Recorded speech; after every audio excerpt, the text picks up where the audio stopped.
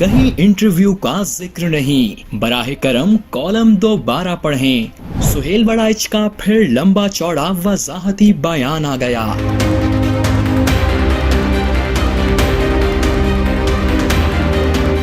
Senior सहाफी और तज्जियाकार सुहेल वड़ाइच ने पाकिस्तान फौज के तर्जमान लेफ्टिनेंट जनरल अहमद शरीफ के हालिया बयान पर अपना रद्द अमल देते हुए फील्ड मार्शल आसिम मुनीर से होने वाली मुलाकात से मुतल्लिक तफसीली वजाहत जारी की है। एक्स पर एक पोस्ट में सुहेल वड़ाइच ने कहा कि जिन बातों की तरदीद की गई, इनका जिक्र मेरे कॉलम में नहीं था। इस कॉलम में मेरा कोई जाती फायदा हो सकता है। अगर इस हवाले से कोई सवाल अब भी मौजूद है तो मैं इसकी वजाहत के लिए हमेशा हाजिर हूँ।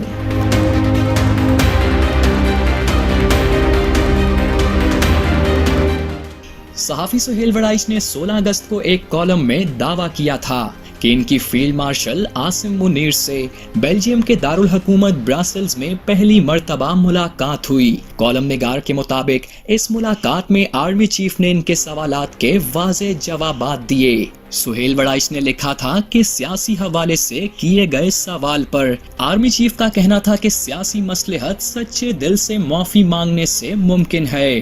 ताहम फौज के तर्जमान लेफ्टिनेंट जनरल अहमद शरीफ ने सुहेल वड़ाइच के कॉलम की अशात के 5 रोज बाद सहाफियों से गुफ्तगू के दौरान दावा किया था कि आर्मी चीफ ने किसी सहाफी को कोई इंटरव्यू नहीं दिया और सुहेल वड़ाइच ने जाती फायदे और तशहीर के लिए मन घड़त बातें लिखी।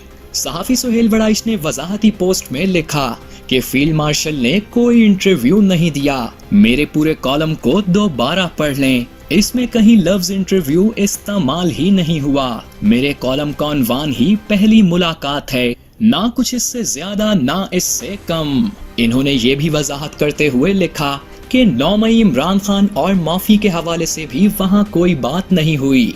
मैंने सिर्फ एक फिक्रा लिखा कि सियासी मसालिहत के हवाले से आर्मी चीफ ने कुरान की आयत और इनका तर्जमा पेश किया। अब लोगों और ट्रोलर्स ने इससे क्या तासुर लिया वो उनकी मर्जी है।